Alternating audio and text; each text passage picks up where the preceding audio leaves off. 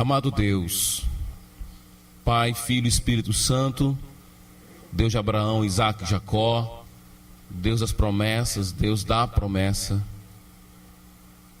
Senhor Deus, clamamos a Ti por esse momento que queremos reclinar nossas cabeças e corações para contemplar a Tua revelação. Ajuda-nos na lida com a Tua palavra, que nunca a tratemos como um livro qualquer, que nunca a tratemos como um livro humano somente. Nós sabemos que ele é humano. O Senhor usou homens para trazer esse livro até nós, mas ele é obra da ação do Teu Espírito na vida de cada autor. Que venhamos a tratar sempre a Tua palavra como Tua palavra, mesmo quando nossos sentimentos parecem nos levar para um caminho contrário. Que venhamos a ser tementes a Ti. Ajuda-nos, ó Pai, com as nossas dificuldades. Senhor Jesus, pedimos a Ti por nossos sofrimentos nesse mundo. O Senhor esteve aqui e sabe dos nossos sofrimentos, dos convites ao pecado que são constantes. Ó Santo Espírito, ilumina nossa mente. Ajuda-nos na nossa contemplação, na nossa meditação, leitura da Tua palavra. Nós te oramos, agradecidos em nome de Jesus. Amém. Carta à igreja de Tiatira, já fizemos a nossa leitura, deixe a sua Bíblia aberta aí. Bem, nessa primeira visão do livro de Apocalipse, o livro de Apocalipse tem vários momentos de visão, e essa é um momento, a visão do capítulo 1, ela só termina no capítulo 3, no final do capítulo 3, e nessa primeira visão nós somos apresentados uma série de cartas que são enviadas às igrejas da Ásia Menor. São 7 cartas, as 7 igrejas. Nós já lemos, dessas 7, já lemos 3 cartas, e ao longo dessa nossa leitura dessas cartas, nós temos aprendido muito sobre o que Cristo pensa da igreja, como Jesus olha para a igreja, o que Ele vê na igreja. Temos aprendido, inclusive, que tipo de elogio seria interessante receber de Jesus. É uma coisa que eu tenho percebido. Alguns elogios para algumas pessoas parecem que não tem muito efeito. Se você disser para uma mulher, por exemplo, para algumas mulheres, vou dizer assim, para uma mulher não, para algumas mulheres, alguns elogios na área espiritual parece que não surte tanto efeito se fosse na área física, por exemplo. Parece que aquele elogio espiritual não tem tanto peso para essa pessoa se eu dissesse que o cabelo dela está legal, ou que o visual dela está interessante, mas se eu dissesse, você tem tido uma vida espiritual tão interessante, tem tido mais compromisso com o Senhor. Nós temos aprendido, inclusive, até que tipo de elogio seria interessante a gente receber de Jesus, nós como igreja de Jesus. Temos aprendido que a pobreza financeira pode indicar riqueza aos olhos do Senhor. A gente aprendeu isso no caso da igreja de Esmirna. Aprendemos que o zelo doutrinário é algo muito positivo, mas que eu muitas vezes posso ter um zelo doutrinário tão grande que eu posso ser frio na minha relação com os irmãos e não os amá-lo. Aprendemos que Cristo pode usar o diabo para provar aqueles que são seus. Ele pode entregar a igreja inteira ao diabo para ser provado pelo diabo, aliás, tentado pelo diabo, provado pelo Senhor. Aprendemos que o sofrimento pode ser uma indicação de fidelidade. Aprendemos que Cristo tem a igreja em alta conta. Ele guarda a igreja, Ele ama a igreja, Ele morreu pela igreja, Ele segura a igreja em suas mãos, Ele anda entre os candelabros, Ele segura as estrelas que são os anjos das igrejas. Ele tem a igreja em alta conta. Aprendemos que se reunir para ler a Bíblia não necessariamente significa que nós somos igreja de Jesus. Aprendemos que algumas pessoas se reuniram com esse objetivo, mas foram designados nas cartas de sinagoga de Satanás. Aprendemos que ao longo dessas cartas, uma coisa que tem me chamado a atenção, tem me alertado, porque o próprio texto faz questão de repetir isso várias vezes, a essência do diabo e como ele está trabalhando, ele está operando diretamente contra a igreja de Jesus e como ele vai ser frustrado em tudo isso, porém com alguns pequenos sucessos de vida ao longo da sua tentativa de destruição do povo de Deus. Que cidade é essa? A cidade de Tiatira. Aí já falamos sobre Éfeso, Esmirna, falamos sobre Pérgamo, cidades, digamos assim, imponentes. Éfeso era a 4ª cidade, né, do império. Esmirna, uma grande cidade também, pela sua arquitetura, conhecida por sua arquitetura. Pérgamo, porque foi uma cidade marcada pelo culto ao imperador. Mas Tiatira não é uma cidade, digamos assim, de muita importância. Uma cidade pequena, alguns chamam de cidade do caminho. Ou seja, era uma cidade que você passava por lá. Não era uma cidade que você queria estar lá. Você simplesmente passava por lá. É como algumas cidades que nós encontramos. Se você costuma viajar de carro pelas nossas vias aqui do Ceará mesmo, você sabe que a gente passa por cidades que são cidades realmente de passagem. Ninguém para lá para ficar, essa cidade aqui não tem nenhuma atração turística, não tem nenhum grande evento envolvido na cidade, é uma cidade de passagem. Tiatira é uma cidade assim, de passagem. Não tinha tantos templos como as outras cidades, não havia tanta aquela ideia do culto ao imperador, como nas outras cidades tinham. Então é uma cidade, digamos assim, meio que insignificante em termos de peso e importância. Mas ela era marcada por, eu não sei nem como dizer o nome, alguns chamam de agremiações, associações, sindicatos de artesãos. Então esse é um ponto importante para entender essa carta. A igreja de Tiatira, ou melhor dizendo, a cidade de Tiatira, era uma cidade marcada por esses encontros. Então quase todo cidadão de Tiatira fazia parte de alguma agremiação, de alguma associação de artesão. Era um tipo de reunião que eles tinham, um tipo de sindicato mesmo dos artesãos.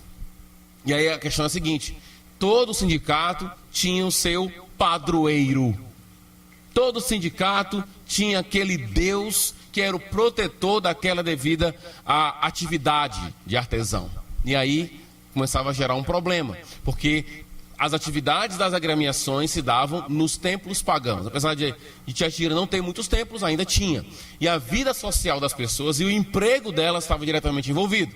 Porque se você fosse convidado, por exemplo, para uma festa de dedicação ao Deus tal, porque ele é o padroeiro da associação X, e você não fosse para essa festa, você estava, de certa forma, digamos assim, trabalhando contra a própria associação. Então as pessoas não entendiam isso, e aí isso começava a gerar problema com os cristãos, porque o cristão não poderia estar num lugar onde um Deus estava sendo adorado, onde um Deus estava sendo, digamos assim, louvado, onde alimentos eram oferecidos por gratidão a esse Deus, onde tudo que girava naquele lugar era para um Deus que não, um Deus verdadeiro. Como é que um cristão poderia se associar a isso? Claro que não poderia. Esse é um problema que a gente já viu na pregação passada. Se você ler 1 Coríntios capítulo 8, 9 e 10, você vai ver a mesma questão. Essa é uma questão que bate muito no primeiro século. Por quê? Porque a vida social das pessoas era nos templos pagãos. Era assim que as pessoas tinham uma vida social. Era assim que elas se envolviam. Como é que alguém que era membro de uma agremiação de artesão, por exemplo, ao ser convidado para um templo, dizia: não vou poder porque eu só adoro um único Deus, só existe um Deus e eu adoro a Ele e pronto. Porque hoje em dia essa ideia de só há um Deus, né? É a ideia de todo mundo pode adorar o único Deus em qualquer lugar. Mas se você acredita realmente que só há um Deus, existe adoração correta e existe adoração errada. Existe um Deus verdadeiro e existem outros falsos que se colocam no lugar desse Deus verdadeiro. O cristão de Tiatira tinha esse problema. E aí nós vamos ver que existe uma mulher, uma profetisa, você deve ter observado a leitura com atenção, em que ela se apresenta nessa igreja, ela é tolerada nessa igreja, porque ela incentiva as pessoas, ou então deixa as pessoas, ou chama as pessoas, melhor dizendo, para essa vida junto ao templo, junto ao sacrifício e inclusive a prostituição também, a problemas de natureza sexual. Vamos lá para o capítulo 2 então. Diz assim: carta à igreja de Tiatira. Ao anjo da igreja em Tiatira escreva: essas são as palavras do Filho de Deus, cujos olhos são como chamas de fogo e os pés como de bronze reluzente. Então aqui a primeira, nós temos a apresentação de Jesus Cristo. Ele é aquele que é o Filho de Deus, os olhos como de fogo. Essa expressão óleo de fogo a gente já descreveu quando falou do capítulo 1. Mas aqui é interessante porque ele vai falar lá na frente durante o texto que Cristo olha, ele percebe as coisas mais do que ninguém. Então lembra que cada apresentação de Jesus tem a ver com a realidade daquela igreja. É como se Cristo estivesse dizendo: olha, eu sou aquele que está vendo tudo. Eu estou vendo o que está acontecendo. Não adianta você querer esconder. Meus olhos são como chamas de fogo. E ele tem também os pés como bronze reluzente. Para lembrar, quando eu falei sobre essa visão do capítulo 1, eu fiz referência ao caso de Tiatira, porque lá haviam artesãos que lidavam com bronze também, né? Geralmente tinha um tom mais militar, que eles trabalhavam para fornecer material militar. Continuando. Conheço as tuas obras, o seu amor e a sua fé, o seu serviço, a sua perseverança, e sei que você está fazendo mais agora do que no princípio. Então é muito interessante essa igreja, porque ela é o contraste da igreja de Éfeso. Ela é o contraponto da igreja de Éfeso. A igreja de Éfeso, para quem não lembra, é uma igreja extremamente zelosa com a nossa doutrina. Ela não tolerou os nicolaítas, aqueles que denominam-se apóstolos, ela não suportou isso. E, por outro lado, ela abandonou o seu primeiro amor. Essa igreja é o contrário. Ela não deixou de amar, fé e perseverança, cresceu mais do que... Ela passou por um processo de crescimento, enquanto Éfeso começou a ter um amor primeiro e aí passou a diminuir. Agora aqui não, essa começou a crescer. Porém, doutrinariamente, essa era uma igreja frouxa, doutrinariamente. Ou seja, elas não tinham zelo como a igreja de Éfeso. E aqui fica de cara a ideia de que não existe essa ideia de que a teologia abafa o amor não precisa de teologia. O que eu percebo na crítica que Cristo faz às duas igrejas é: você tem que juntar as duas coisas, meu amigo. Pare de separar, de estudar a Bíblia de amor. As duas coisas têm que andar sempre juntas. Nós, pecadores, é que gostamos de fazer essa separação. Mas essa não é feita por Jesus nem pelas Escrituras. E ele vai dizer, eles são marcados pelo amor, pela fé, pelo serviço, pela perseverança. Pessoas marcadas pela atuação na vida na igreja. No entanto, versículo 20: contra você tenho isto: você tolera Jezabel, aquela mulher que se diz profetiza. Com seus ensinos, ela induz os meus servos à imoralidade sexual e a comerem alimentos sacrificados aos ídolos. Então vamos lá. Claramente, Jezabel não é o nome da profetisa. Jezabel é um epíteto, tá? Por exemplo, no nosso Nordeste aqui, nós tínhamos um epíteto, por exemplo, para o Luiz Gonzaga. A gente dizia assim: Luiz Gonzaga, vírgula, o rei do Baião. É um epíteto dele, tá? Então, Jezabel é um tipo de epíteto. Esse epíteto é tirado de uma história real de uma mulher, que entrou na cultura de Israel e, por causa dela, ela introduziu o culto a Baal. Ok? Ela é a mulher do rei Acabe, é só você ler o registro no Antigo Testamento. Então, Jezabel não é o nome dela. É uma referência àquela mulher que introduziu ensinos falsos. Essa mulher profetiza, está tendo espaço. E aí a palavra que é muito interessante, uma palavra que tem um tom muito positivo hoje, aqui tem um tom negativo. A palavra tolerância. Hoje, se você chamar alguém de intolerante, você está dizendo o quê? Que você está esculhambando a pessoa, Você está falando mal da pessoa. Você não está elogiando ninguém dizendo que é intolerante. Agora, se você chama a pessoa de tolerante, você está dizendo que é uma pessoa equilibrada, pessoa do bem, Só que aqui, a crítica de Cristo é: vocês estão sendo tolerantes. Vocês estão deixando, vocês estão dando liberdade. A palavra aqui, que é traduzida como tolerância, eu acho que é uma boa tradução a palavra tolerância, é uma palavra que dá a ideia de liberdade, de deixar, de dar um espaço. Essa é a ideia. Uma palavra muito ampla, tem muitos significados. Por exemplo, quando eu perdoo alguém, eu estou tolerando essa pessoa, tem a mesma ideia. Até a ideia do divórcio está ligada a essa palavra. Quando eu deixo a pessoa, eu permito a pessoa sair, ou então eu abandono aquela pessoa. Então, é essa a ideia. Essa mulher estava tendo um ministério livre dentro da igreja. Ninguém repreendia essa mulher. Ao que parece, ao longo da leitura, parece que ela foi repreendida, sim. Mas ela ainda continua exercendo o ministério profético. Só para lembrar, profecia, ou ser um profeta ou profetisa, não é o mesmo que ser um professor ou um mestre na igreja. Profecia, quando você lê a Bíblia, ela é um tom mais espontâneo.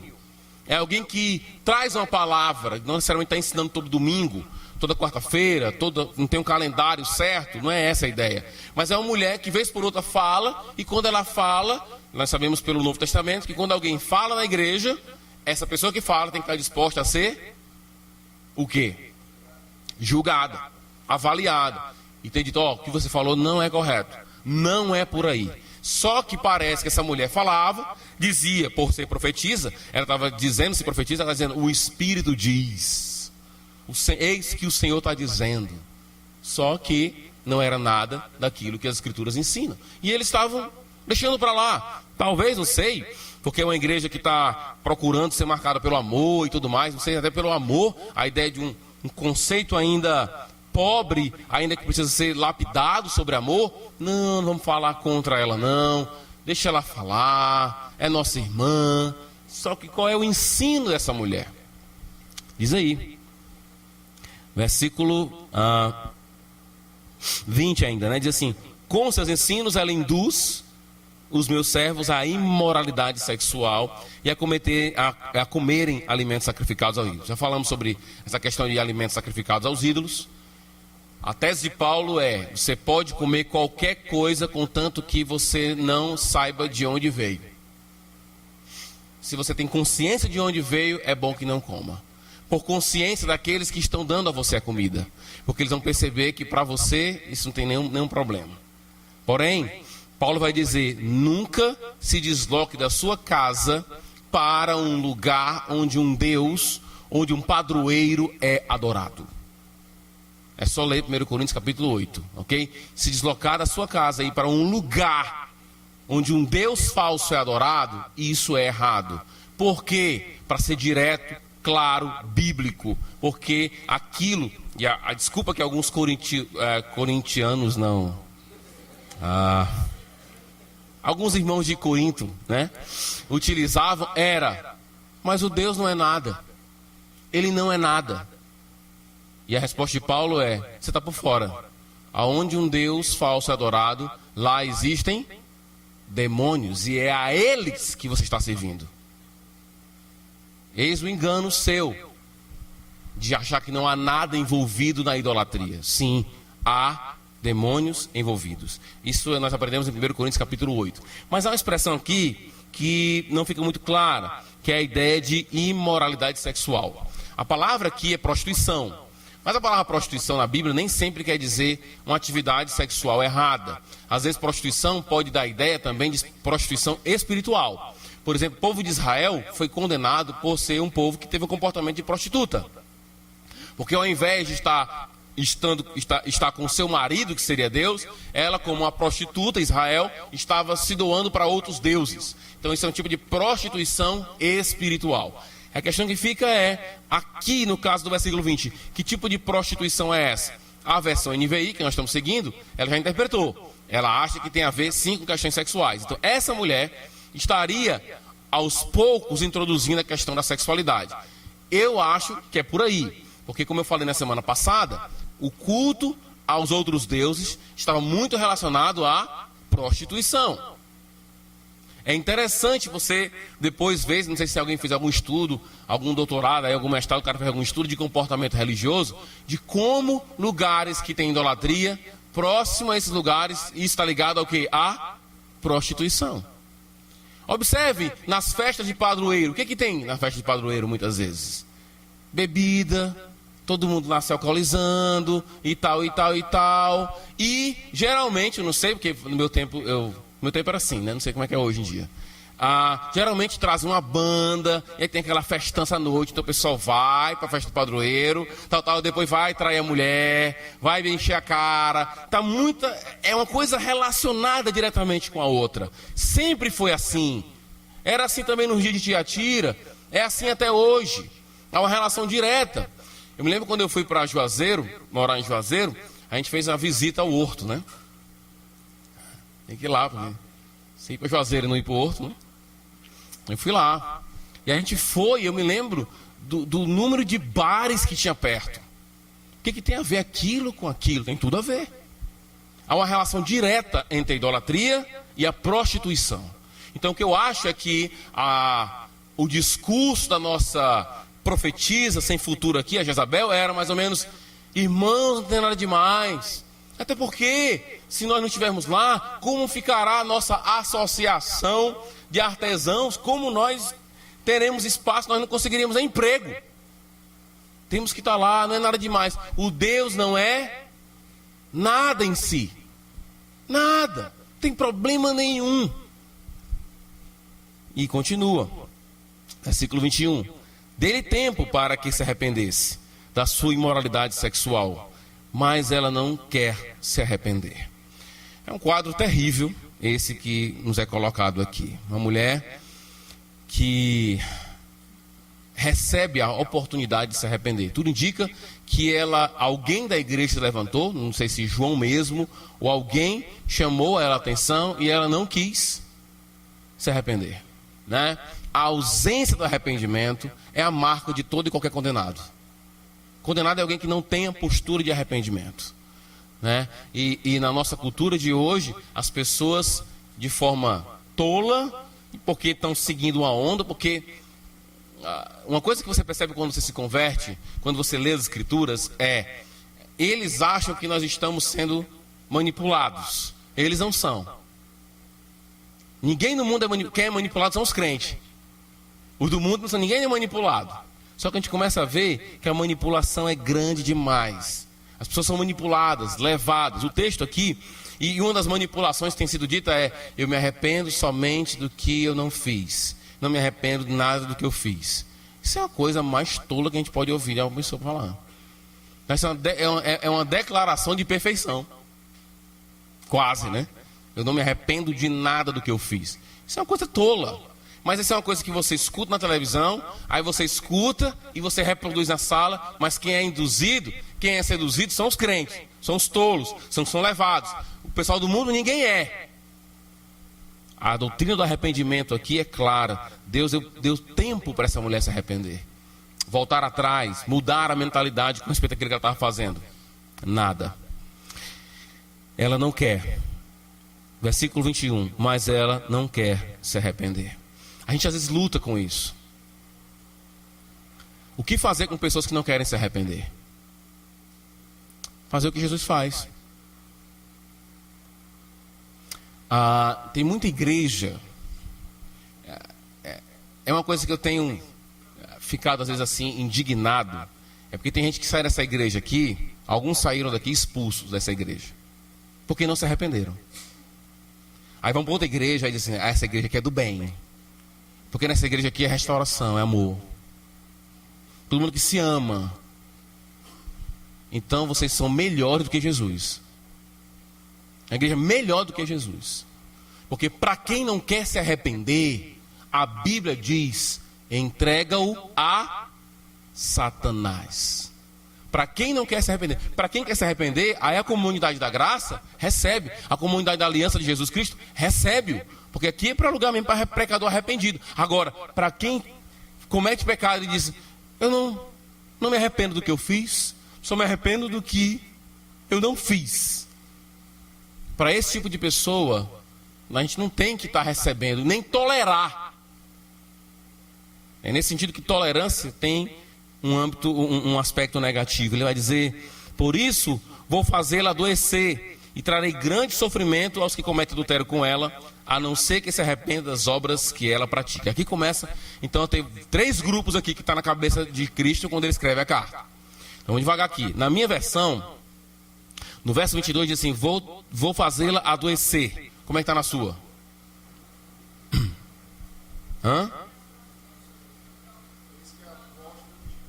Pronto, eis que a prostro de cama. É interessante essa expressão. Aqui a NVI foi mais livre na sua tradução. Mas é interessante que uma palavra cama aqui, ela tem, digamos assim, um certo tipo de ironia. Deus é irônico. Não se esqueçam disso. Deus é irônico. E uma coisa que é interessante é que essa mulher que incentiva a prostituição, e nós sabemos pelo livro de Hebreus, que o leito, a cama, ela também é uma representação de quê? Da sexualidade.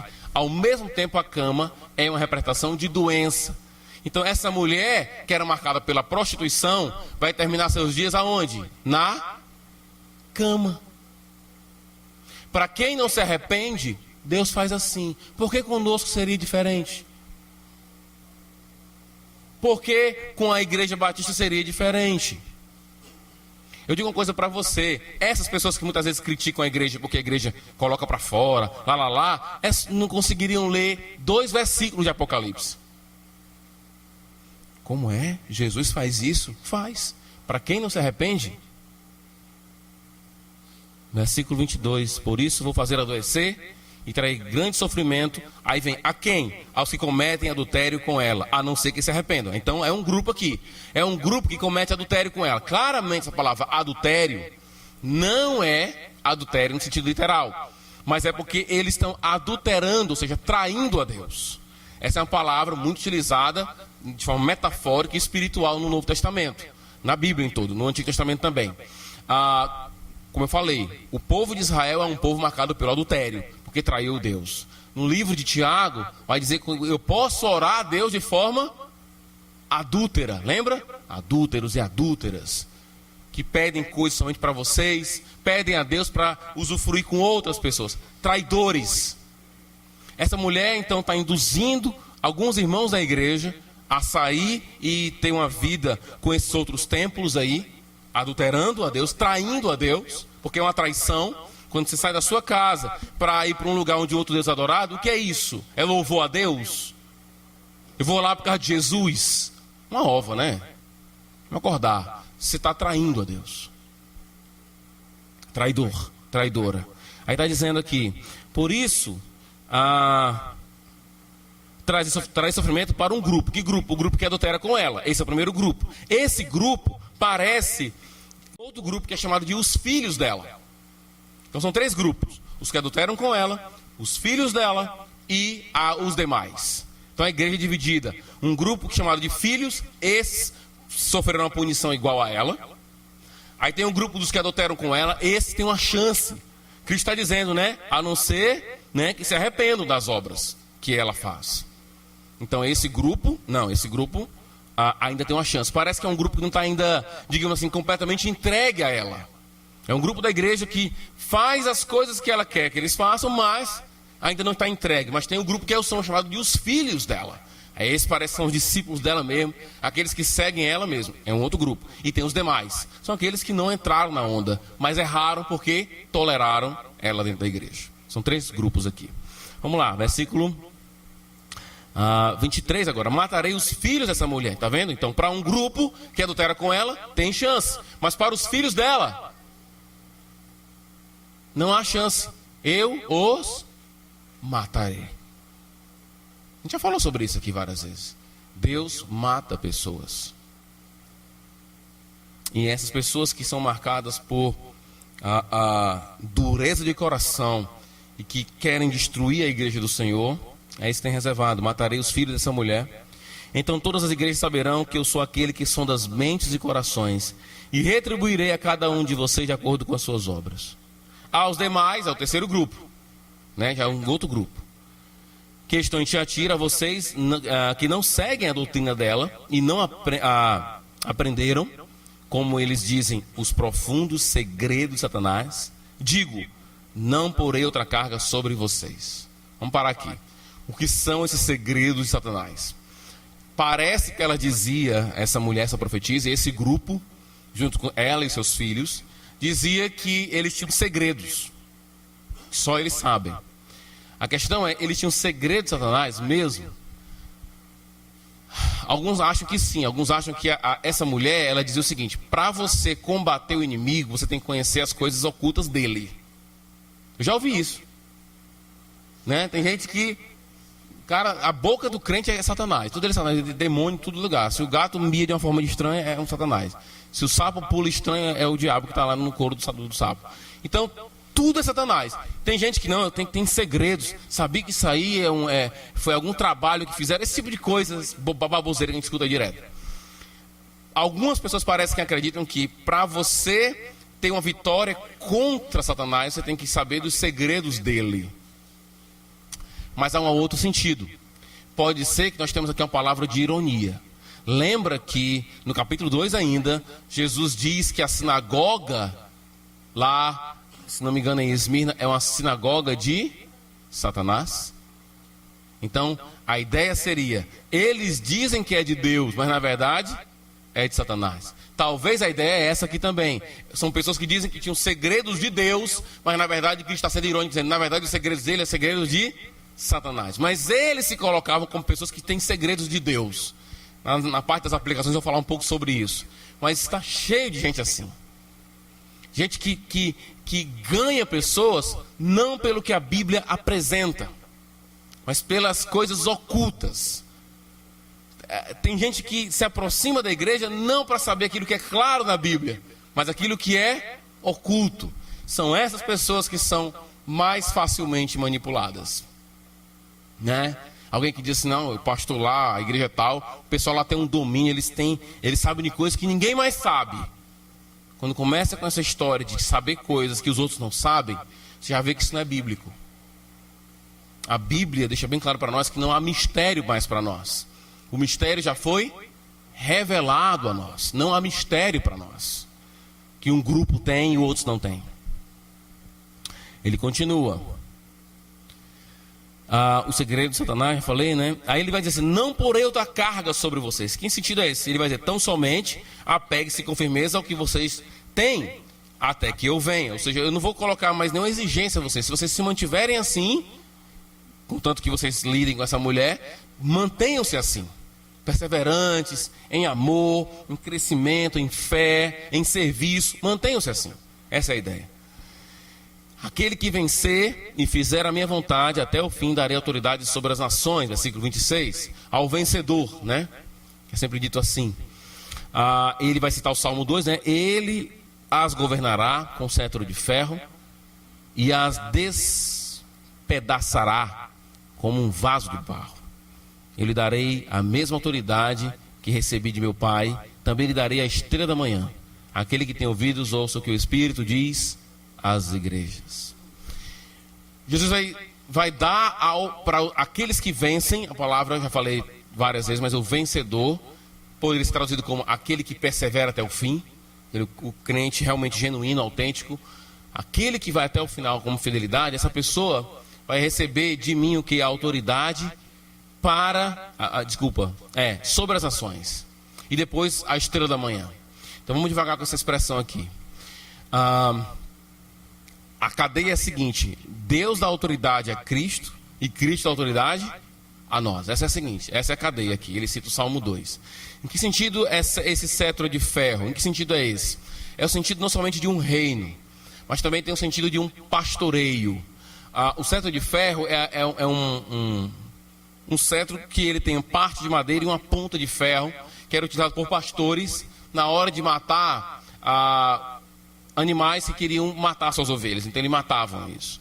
E a ideia é claramente de que o cetro envolve também destruição. Então não é tanto somente que nós receberemos esse cetro como aqueles que vão reinar somente, mas aqueles que serão instrumentos de Deus para juízo das nações. E aí fica a pergunta, como é que é isso, pastor? Complicadíssimo, eu não tenho resposta. Mas o que fica claro para mim é, nós temos parte no reino de Deus. E as coisas que são dadas a Jesus, ele passa a nós. Por exemplo, julgar.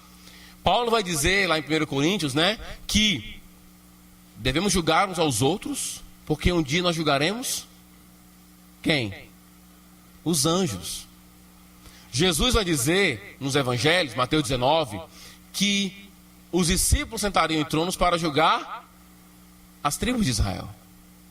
Então, o povo de Deus, de tão ligado com Jesus, vai ter bênçãos ligadas ao seu reino. Agora, como isso vai acontecer? Como é que vai ser esse julgamento dos anjos? Esse tipo de coisa, sinceramente, eu não sei. Não tenho ideia de como isso vai funcionar. O que fica claro no texto é que nós compartilhamos da vitória de Cristo. A vitória de Cristo é a nossa vitória. O seu reino é o nosso reino. E que o exercício de destruição do seu reino não nos afeta. Nós não somos objetos da ira de Deus no seu julgamento. Pelo contrário, nós estaremos recebendo do Senhor a autoridade que ele recebeu do próprio Deus. E aí vem a estrela da manhã. Que referência é essa estrela da manhã? São várias possibilidades de o que significa estrela da manhã. O próprio Jesus é denominado no livro de Apocalipse de estrela da manhã, tá? Seria aquele primeiro solzinho, né? Aquela primeira iluminação. Essa é a ideia da estrela da manhã. Fica muito complicado. Nós temos referências em Daniel, no livro de Números,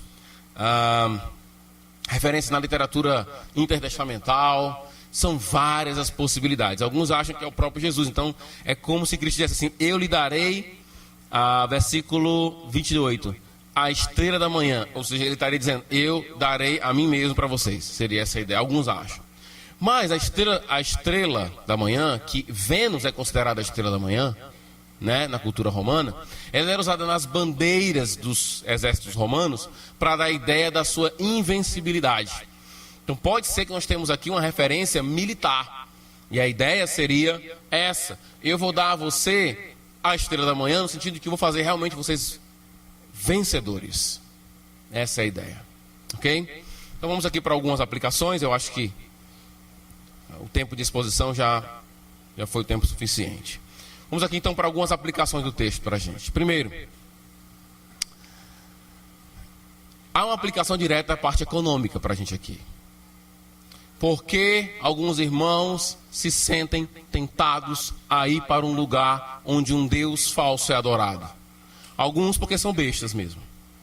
Alguns porque são levados por todo o vento de ensino. Alguns porque estão anestesiados. Estão lombrados espiritualmente. Aí acham que não há nada demais. Não vejo nada demais. Não vê porque não está vendo mesmo, porque é cego. Mas algumas pessoas poderiam se sentir tentadas a ir por questão financeira. Era o caso desses irmãos. Rapaz, se eu não for, como é que meu patrão vai me ver? Como é que a agremiação vai me ver? Como é que o sindicato vai me ver? Eu vou perder meu emprego. Eu vou perder minha condição, meus direitos. Como é que vai ser isso aí? Aí vem a primeira aplicação. Quantas pessoas estão amarradas no acúmulo de dinheiro e perdem coisas maravilhosas? Exatamente porque tudo gira em torno do dinheiro. O acúmulo do dinheiro, meus irmãos, custa muito caro. Mas custa caro, é um preço muito alto. Trabalho é importante. Trabalho é algo do Senhor. Trabalho, está lá no livro de Eclesiastes. Você trabalha e você usufrui dos benefícios que o seu trabalho te traz. Isso é bíblico. Mas trabalho não pode ser tudo para você. Você não pode fazer o trabalho, toda a sua vida se girar em torno do seu trabalho. E ao ponto de sacrificar sua fidelidade a Jesus por causa do seu trabalho. Existem trabalhos que simplesmente nenhum cristão pode ter ou exercer. Não dá. Mas tem muita gente talvez que diz assim, um discurso parecido com o que a falsa profetisa Jezabel lá, da igreja de Tiatira, diria: não tem nada demais, é o seu trabalho que está em jogo, é o seu ganha-pão que está em jogo. Só que às vezes o ganha-pão implica, manter o ganha-pão implica em ser infiel a Deus. Então cuidado com isso. Se o seu trabalho, se para ser bem sucedido no seu trabalho, você necessariamente precisa ser infiel a Deus, o seu trabalho é marcado pela mentira constante, então você não está no lugar certo. Segundo, as pessoas podem achar que amor sempre envolve tolerância. Não, quem ama tolera. Não é bem assim. A igreja não é um lugar onde se tolera tudo. A igreja não é a casa da mãe Joana.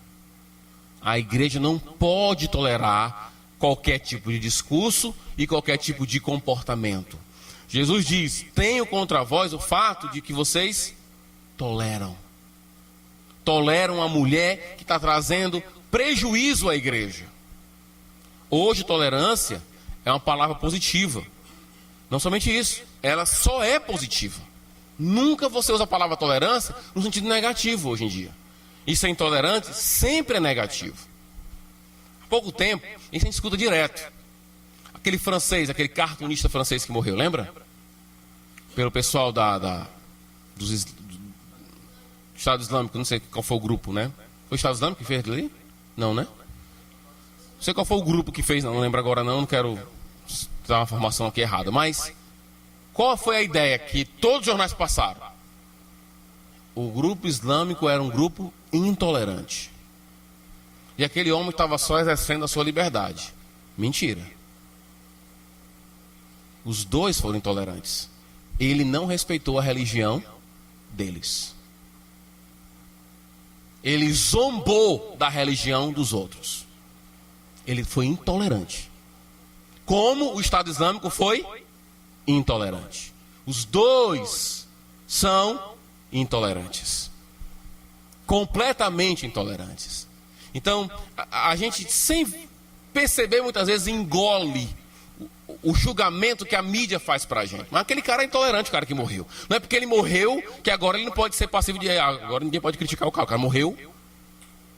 Mas ele foi um cara intolerante. Essa imagem negativa da intolerância não aprova os profetas e muito menos Jesus. Quando você lê as Escrituras, Mateus 23, por exemplo, Jesus chega lá no templo e diz: hipócritas, hipócritas, hipócritas. Opa, o Senhor não está sendo tolerante. Então essa questão, porque o mundo gosta de usar as palavras e dar pesos positivos e negativos a ela. A questão não é ser tolerante ou ser intolerante, é quem é que me dá a fundamentação da tolerância. Porque é muito fácil dizer assim, o cartunista era tolerante, mas o pessoal do Estado Islâmico era intolerante. Os dois eram. Porque os dois não tiveram nenhum respeito um pelo outro. Para os dois, eu tenho que rechaçar o outro. Então, o que eu vou saber sobre tolerância? É pela Escritura que eu sei o que eu posso ou não posso tolerar. É pela Escritura que eu vou saber o que pode ser tolerado na igreja. Algumas coisas podem ser toleradas na igreja, outras de forma alguma.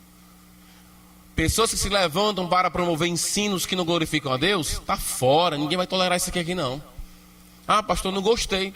Paciência, é isso aí, meu amigo. Ninguém vai tolerar você não. Por que tem que tolerar você? Tem gente que é complicado. Tem gente é como se um cara chegasse na torcida do Palmeiras com a camisa do Corinthians. Tá entendendo? Ou o contrário, viu, Marcos? Um cara com a camisa do Palmeiras chegar na camisa do... Quer dizer, é uma pessoa que... Não, mas a pessoa tem que me aguentar aqui. Não, ninguém tem que lhe aguentar aqui. Aqui é um grupo que pensa assim. Se você não pensa assim, ninguém é obrigado a engolir você não, querido.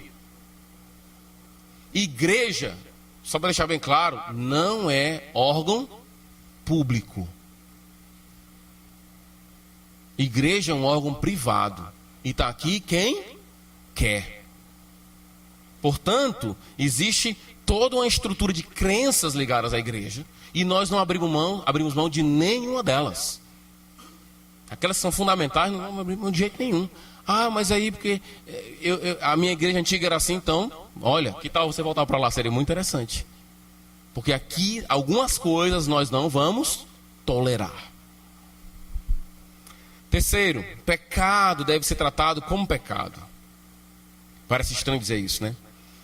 Panos quentes não é a solução na igreja. Tem gente que não gosta, não. Como bem colocou o Marcão aqui na parte da fala dele, ele falou na hora do louvor que pecado não é como uma doença que pode ser curada de qualquer forma. E pecado também não é doença. A gente também não chama algumas coisas de doença, a gente chama de pecado mesmo. É o caso da igreja aqui, estão querendo colocar panos quentes em cima de um ato que é pecaminoso. E ir para um lugar onde um Deus falso é adorado é pecado. Então vamos chamar isso de quê? De pecado. E não vamos tolerar. Quarto, a divisão entre teologia e amor não pode ser tolerada. Eu já coloquei aqui de propósito, entre nós. Esse discursozinho, né? Ah, depois que o fulano de tal passou a estudar a Bíblia, ele não ama mais as pessoas, ele é frio nas coisas do Senhor. Você está querendo dizer o quê? Que zelo doutrinário não é algo que Deus aprova? É isso que está dizendo? Porque a igreja de Éfeso foi elogiada por quê? Por isso. E a igreja de Tiatira foi criticada porque não tinha esse zelo. Porém, a igreja de Éfeso tinha zelo, mas não tinha amor. O que Deus está dizendo para a gente? Queridos, não dividam o que eu não dividi. Quando você ama o Senhor, você quer conhecer mais do Senhor, você vai estudar mais do Senhor. Aprender mais da sua palavra. Querer saber mais dele, se envolver mais nas coisas do Senhor. estudar mesmo a palavra de Deus, entrar, pesquisar, comprar dicionário, comprar livro, conhecer mais do Senhor. Não separe isso do amor. Não ache que para você amar, você não precisa estudar. Como é que você vai saber amar? Em alguns momentos você vai tolerar o que não pode ser tolerado, porque você diz que ama, mas não tem a doutrina para te controlar. Não divida o que Deus não dividiu. Amor e doutrina devem caminhar juntos. Empolgação com o Senhor, serviço ao Senhor, né? Não, pastor, eu sou uma pessoa muito empolgada, eu quero servir, eu quero ajudar o Senhor. Ótimo, junto com o ensino bíblico. Porque senão você não vai poder ver o próprio serviço de forma correta. Estudo bíblico e amor não podem ser separados. Quinta aplicação. Não há salvação para quem não se arrepende. E tempo para arrependimento não é sempre. Enquanto você está vivo, pelo menos eu não sei até que ponto Deus já encerrou seu tempo de arrependimento. Porque por essa carta dá a ideia assim, ó. Depois eu fiquei pensando sobre isso. Enquanto a pessoa está viva, ela tem tempo para se arrepender, né? Essa ideia que a gente, né, naturalmente tem. Mas pelo texto aqui da carta, não é bem isso. Quando a pessoa ela chega a um estado de endurecimento, que ela não sai mais dali. Ela não se arrepende mais. Não há lugar para arrependimento para aquela pessoa. O tempo para arrependimento não é sempre, porque Deus vai dizer: eu dei tempo para ela se arrepender, mas ela não quer se arrepender. Portanto, Deus vai colocar ela na cama e fazer ela morrer, como aqueles que seguem ela também. Então Deus está dizendo, fechou o tempo dela de se arrepender. Arrependimento, Calvino disse, melhor dizendo, que arrependimento não é só marca do início da igreja, da sua vida cristã, melhor dizendo. Eu me arrependi quando me converti.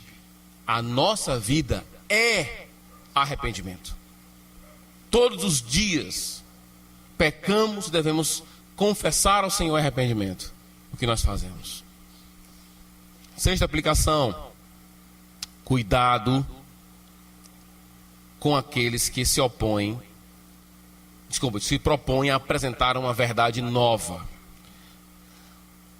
Cuidado com livros sem bibliografia.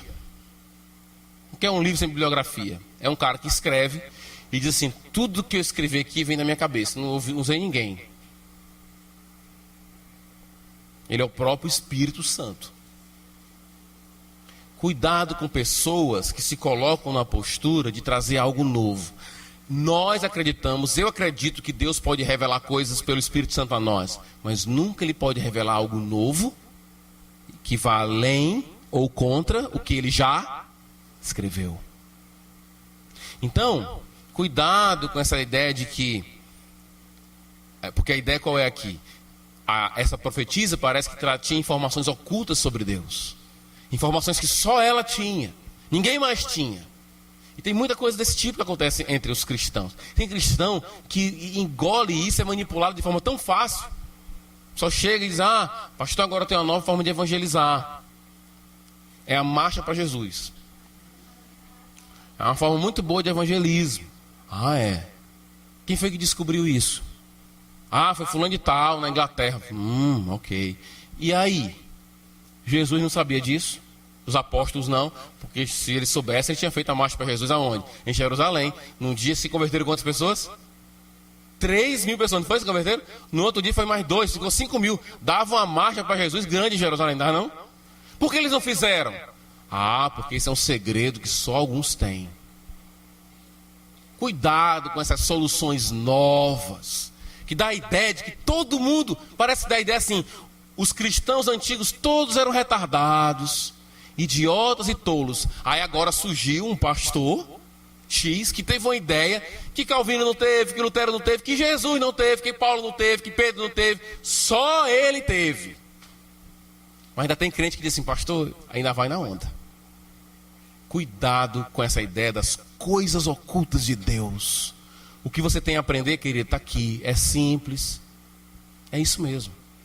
Mas tem gente que é movido por novidade. Vai para a igreja como quem vai para a internet atrás de novidade. Aqui não é canto de novidade.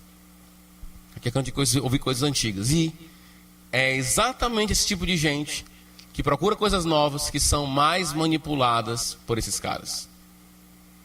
Porque uma coisa que tem nesse mundo evangélico é mala. Tem muito mala por aí. Já disse um pastor amigo meu, disse que recebeu uma ligação de um missionário. Olha, nós temos aqui um projeto, porque parece missionário, cantor gospel, pedindo ajuda, dinheiro. Aí o pastor amigo meu disse assim: rapaz, eu não posso atender agora porque eu estou no carro. Tem como ligar mais tarde? Ele disse: tem. Ele pegou, na hora que o cara desligou, ele editou o livro, editou o número do cara, botou mala. Tem muita gente que é assim. Quem é que cai na armação dos malas? Aqueles que vão para a igreja, não para ouvir o que está aqui,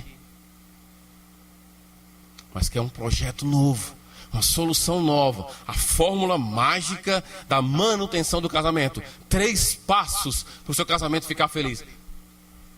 A fórmula mágica para a ausência do completo sofrimento. Aqueles pastores que dizem: pare de sofrer, siga Jesus. Cuidado com aqueles que dizem que têm segredos, que só eles têm. São mentirosos. Por último, aprendemos como a igreja deve buscar os elogios corretos. Essa igreja é elogiada pelo quê, irmãos? Vamos ler lá, terminar. Elogio é uma coisa importante. Uma coisa que devemos fazer e devemos ter muito cuidado ao receber, né? Porque Provérbios nos alerta para isso. Ele vai dizer assim: é por meio das palavras lisonjeiras que o cara joga a isca, né? E a bela cai, né? Cuidado com as palavras de elogio, porque são elas que prefaciam a armadilha. Ok? Mas, então, quais são os elogios de Jesus Cristo? Vamos lá para a igreja de Éfeso. Qual foi o elogio que Jesus deu para essa igreja? Ela é uma igreja zelosa quando o assunto é doutrina, não é isso? Ele vai dizer aqui, ó: conheço tuas obras, teu trabalho, árduo, versículo 2. A tua perseverança, sei que você não pode tolerar homens maus, que pôs à prova os que dizem ser apóstolos, mas não são. Ou seja, é uma igreja marcada pelo zelo, pelo amor. A outra igreja é a igreja de Esmirna. Ele vai dizer, ó: conheço as tuas aflições, a tua pobreza, mas você é rico. Rico em quê? Em fidelidade, em espiritualidade, em dinheiro, nem pensar. A igreja é uma igreja basicamente lisa. O pessoal tudo é liso aqui. E vão sofrer, estão sofrendo e vão sofrer mais. Igreja de Pérgamo é elogiada pelo quê?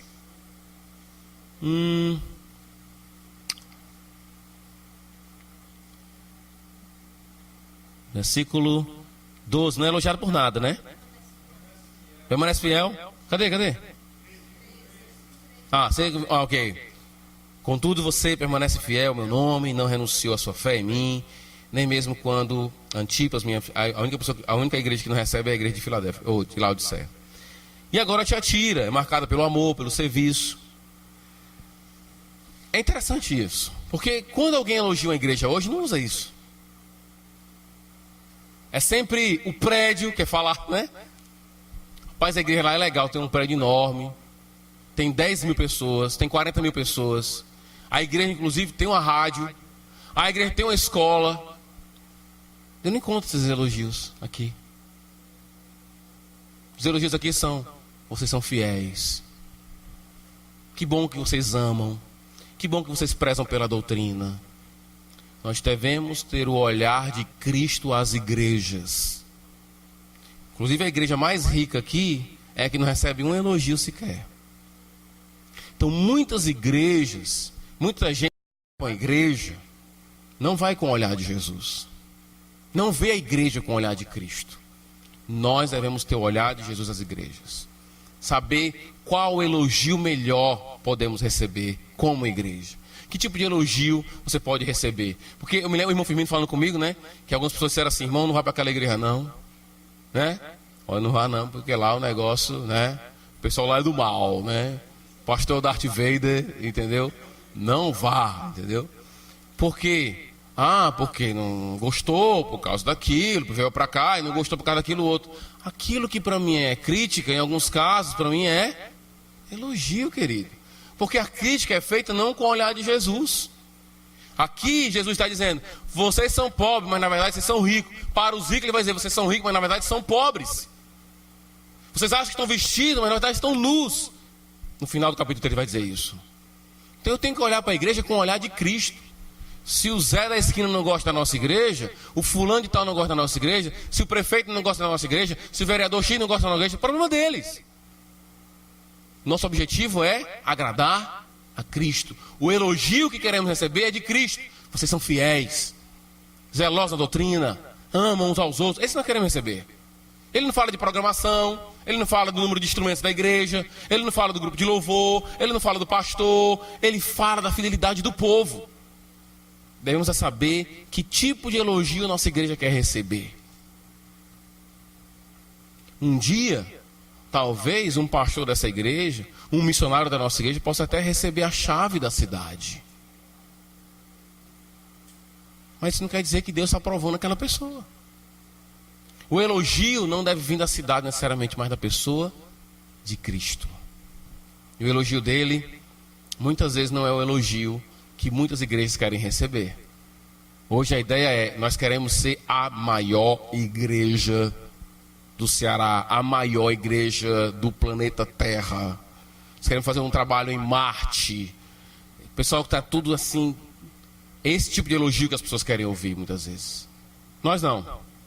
Nós queremos ouvir, estão sendo fiéis, perseverantes no sofrimento, comprometidos com a pureza cristã, com a pureza sexual, comprometidos com amor a mim. É isso que nós queremos ouvir. É isso que seria bom ouvir do Senhor. Vamos orar.